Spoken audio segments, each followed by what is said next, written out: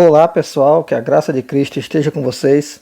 Então, o assunto de hoje, né, é um assunto polêmico, um assunto curioso, um assunto estranho, esquisito, né, até porque vou falar de coisas aqui que está sendo muito divulgado, né, na internet, né, temas que têm a ver com teoria da conspiração, temas que levantam muito debate, fanatismo, levanta muitas questões, né, por pessoas que acreditam nisso. Tem muita gente que acredita nisso, nessa agenda alien, né? Será se existem aliens, alienígenas, extraterrestres, ETs, OVNIs, né? Tudo isso, será se isso existe, né? Então vocês vão entender isso aqui comigo nesse vídeo. Mas antes, deixa o teu like no vídeo, deixa a tua inscrição se tu não for inscrito. Vai compartilhar esse vídeo para chegar para mais pessoas e também vai deixando teu comentário do que você achar desse vídeo. Então bora lá, pessoal, vou ler com vocês.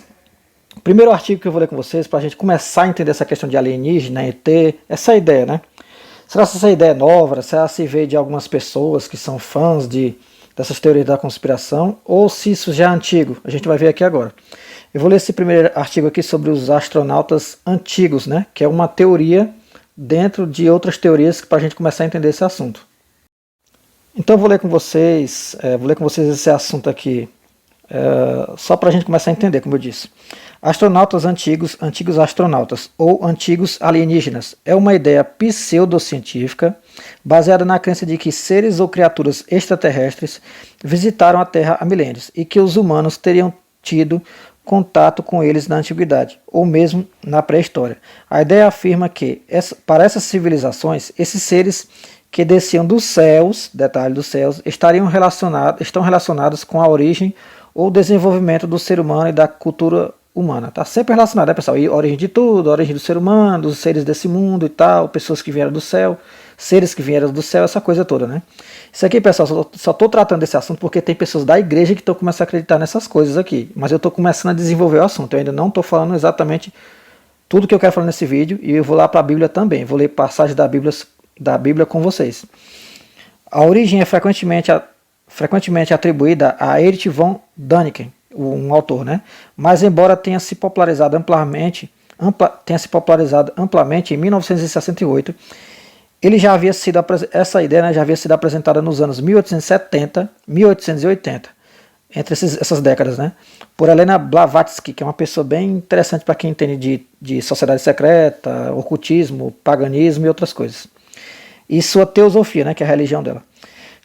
Pelo espírita Edgar Armand, em Os Exilados da Capela, em 1949, em 1960 por Louis Pauwels e Jacques Berger, em 1962 por Robert Sherrocks e em 1965 por Jean Sand. É baseado em uma interpretação literal dos textos religiosos ou descobertas incomuns como as linhas de Nazca ou mesmo artefatos falsos como caveiras de cristal. Essa ideia pode ser considerada uma variante da teoria do paleocontato de Carl Sagan, né, que é uma pessoa bem conhecida no meio da ciência. O outro também é Przewalski e Hermann Oberth. Foram alguns cientistas de renome que consideraram plausível essa possibilidade. Os defensores da teoria dos astronautas antigos afirmam que os humanos são descendentes ou que são criações de seres que visitaram a Terra há milênios. Uma teoria relacionada defende que esses seres nos deram muito do conhecimento da cultura e da religião. A religião especialmente foi um grande modelo para o desenvolvimento da humanidade, pois esses seres, apesar de tudo, ensinaram o homem a amar o próximo, a sua família e o seu lar. Interessante, né? Engraçado. Os astronautas antigos teriam atuado como uma cultura mãe, né? Como uma cultura mãe. O conceito do paleocontato aparece em diversas histórias e filmes de ficção científica, né? Então vocês estão vendo onde que vem o desenvolvimento dessa ideia para colocar na cabeça do pessoal achar isso normal. E destacar, né? Isso foi feito em 2001, como na Odisseia do Espaço e Prometheus. São dois filmes que fazem esse tipo de assunto, falam desse tipo de assunto. Para a comunidade científica, a ideia dos astronautas antigos é uma pseudociência sem qualquer fundamento lógico, visto que os elementos arqueológicos supostamente inexplicáveis geralmente têm uma explicação racional já exposta pelos arqueólogos. Assim, Jean-Pierre Adam, em Archéologie devant imposture, explica que a construção da da Grande Pirâmide repousa não em conhecimentos estranhos à espécie humana, mas também nas técnicas da época. Isso aqui é uma forma dele explicar, né? Ninguém até hoje consegue explicar exatamente como as pirâmides foram feitas e outras coisas que existem de estranho na natureza e no mundo. A gente vai falar aqui agora, pessoal, da religião suméria, né? Os deuses que eles acreditavam. Vocês vão ver uma ligação interessante. Crenças religiosas dos povos da antiga Suméria. Os sumérios acreditavam que o universo era governado por um panteão formado por um grupo de seres vivos, olha só, seres vivos, de forma humana, interessante, porém imortais e possuidores de poderes sobre-humanos. Sempre assim, né?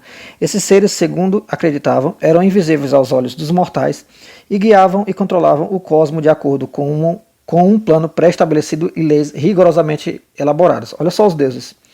Os sumérios tinham 4 divindades fundamentais, conhecidas como deuses criadores. Estes deuses eram A, Deus do céu, An, né? Deus do céu, Ki, deusa da terra, Enlil, Deus do ar, e Enki, Deus da água. Céu, terra, ar e água eram considerados os 4 componentes mais importantes do universo. Os deuses concebiam o Mi, conjunto de regras e leis universais imutáveis que todos os seres eram obrigados a obedecer. Acho que vocês já estão começando a entender. A gente vai ler agora sobre os deuses do Egito, né? Deuses do Egito eram as divindades adoradas pelos egípcios e tinham grande importância no dia a dia e na religiosidade local. Os deuses do Egito eram divindades que faziam parte da religião egípcia. Havia uma grande variedade de deuses nessa religião, e por isso entendemos que os egípcios eram politeístas. A crença nos deuses era um traço importante na religião egípcia, E as populações locais acreditavam que eles atuavam para garantir o bem-estar dos seres humanos. Os principais deuses egípcios eram, aí tem o Ra, tem os vários outros, Amon, Anubis, Osíris, Ísis, Horus, vocês podem ver depois. Então é isso, pessoal. Aqui é sobre os deuses egípcios. Agora vamos para os deuses gregos. E aqui vamos ver os deuses gregos. Os deuses gregos eram as divindades que faziam parte da religião tradicional da Grécia Antiga. Os gregos acreditavam que seus deuses tinham forma humana e possuíam sentimentos típicos dos humanos. Interessante, né? Forma humana, sentimento de humano, vocês já viram isso, né? Como alegria, ódio e tristeza. Eles poderiam interferir diretamente na vida dos seres humanos e residiam no Monte Olimpo. Pessoal, eu li sobre os deuses de cada uma dessas religiões e dessas culturas para vocês entenderem que uma coisa liga a outra e uma coisa fala da outra, só que com nomes diferentes, né? Em épocas diferentes, mas apontam para as mesmas coisas, as mesmas crendices, né? Que essa ideia de seres que vêm do espaço, vêm do céu, para falar, ter contato com a população humana, com o povo humano, não é recente, isso é bem antigo. Eu vou mostrar para vocês a questão dos hieróglifos, que são essas marcações nas plantações. Tem outras coisas também que estão relacionadas aos hieróglifos egípcios e de outras culturas, como a Suméria, por exemplo, e outras. Coisas que estão marcadas na natureza, na terra, né? Então aqui é só para você ter um exemplo dessas questões esquisitas, né? Que tem explicações não só de pessoas fazendo fabricação, uma falcatrua, né? Feita por pessoas mesmo, como também por coisas misteriosas na natureza, né? Tem coisas que acontecem na natureza que as pessoas não têm ideia, né, do que é capaz de acontecer. Antes, pessoal, de eu começar a ler as passagens da Escritura, para poder nós arrematarmos esse assunto, eu queria falar para vocês sobre OVNI. O OVNI, ele é o quê? É o objeto voador não identificado. O OVNI, ele não quer dizer que é nada de uma espaçonave que veio lá do céu, que os alienígenas estão vindo dentro, né? Para ter contato com o ser humano. O OVNI é só um objeto que é voador e ele não foi identificado ainda. Isso acontece com vários luzeiros no céu. Tem coisas estranhas que acontecem no céu que tem uns objetos que não são identificados. Não quer dizer que eles são alienígenas. Então não confunda OVNI com nave alienígena. Então vocês viram comigo, pessoal, que as culturas antigas já falavam de seres que vinham do espaço e tiveram contato com o ser humano, né? E aqui eu vou ler para vocês algumas passagens, mas antes deixa eu falar. As religiões astecas, maias, incas e outras, né, romana, que eu não falei também, a religião românica, né, a romana naquele tempo, também apontavam no mesmo sentido das coisas que eu acabei de ler sobre essas religiões e culturas antigas, né. E tudo isso, pessoal, você vê que tem toda uma explicação mitológica de visões, de tradições que foram passadas de geração a geração de povos antigos. Então, bora ler aqui algumas passagens da Bíblia que vai mostrar alguma coisa nesse sentido. Gênesis capítulo 6, verso 4. Havia naqueles dias gigantes na terra, e também depois, quando os filhos de Deus entraram aos filhos dos homens, e delas geraram filhos. Estes eram os valentes que houve na antiguidade, os homens de fama. Lembrando que sobre esse assunto, pessoal, sobre os filhos de Deus, os filhos dos homens, se é anjo, se não é, eu já tenho um vídeo falando sobre isso. Você assiste no meu canal que eu falo sobre os nefilins e os gigantes de Gênesis 6. Gênesis capítulo 3, verso 24. E havendo lançado fora o homem, pôs querubins ao oriente do jardim do Éden, e uma espada inflamada que andava ao redor para guardar o caminho da árvore da vida. O que é que eu quero colocar para vocês? Eu li já Gênesis 6, verso 4, falando sobre varões de fama, gigantes daquela época, ou seja, existia um mundo pré-diluviano que as pessoas não têm ideia de como eram. E aqui em Gênesis 3, verso 24, o que é que eu quero colocar aqui? A questão do contato de anjos, querubins, né, de seres celestes, com a humanidade. Desde o início já teve esse contato, pessoal. Então, a outra passagem vai estar aqui em Ezequiel, capítulo 1, verso 10. E a semelhança dos seus rostos, ou seja, dos seres celestes que estavam na visão do profeta Ezequiel, e a semelhança dos seus rostos eram como o rosto do homem, e do lado direito todos os quatro tinham o rosto de leão, e do lado esquerdo todos os quatro tinham o rosto de boi. E também tinham o rosto de água todos os quatro. Então era 4 tipos de rosto, né, que esses seres celestes apresentavam. Um outro textozinho conhecido é esse aqui, de Apocalipse capítulo 12, verso 9. E foi precipitado o grande dragão, a antiga serpente, chamada o Diabo e Satanás, que engana todo mundo. Ele foi precipitado na terra e os seus anjos foram lançados com ele. Vocês estão vendo aqui, né? Os seres celestes que vieram para a terra, né? Gênesis capítulo 3, verso 1. Ora, a serpente era mais astuta que todos os animais do campo, que o Senhor Deus tinha feito. E esta disse à mulher, é assim que Deus disse, não comereis de toda a árvore do jardim? Olha só como é que o Satanás se apresentou para Eva, como serpente. E você vai ver na mitologia, né? Eu não li, mas você pode procurar. Vai mostrar muito essa questão de seres híbridos entre animais e humanos, com aparência humana e animal. Então, isso aqui, pessoal, eu vou lhe explicar algo. Eu não estou defendendo que aquela visão que os anjos se misturaram com a humanidade no sentido de descendência, né? Se é que você está pensando. Eu estou falando que a mistura que teve entre seres angelicais, seres celestes e seres humanos foi no sentido de contato.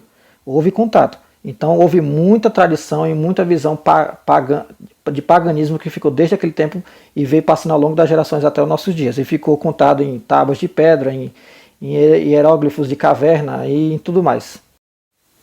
E para fechar o assunto, está aqui Efésios capítulo 6, verso 12. Porque não temos que lutar contra a carne e o sangue, mas sim contra os principados, contra as potestades, contra os príncipes das trevas deste século, ou seja, deste mundo, né, também, contra as hostes espirituais da maldade nos lugares celestiais. Olha só, os seres celestes que realmente querem dominar esse mundo. E aqui, pessoal, fecha o assunto. Eu só quero falar para vocês o seguinte, essa questão de ET, pessoal, alien, extraterrestre, alienígena, que as pessoas que se professam cristãs, o pessoal do mundo já é enganado, a gente não pode esperar muito nada desse povo. Agora você que tem a Bíblia de Deus como prática da fé e da verdade, você não pode crer em teorias conspiratórias que a Bíblia não respalda.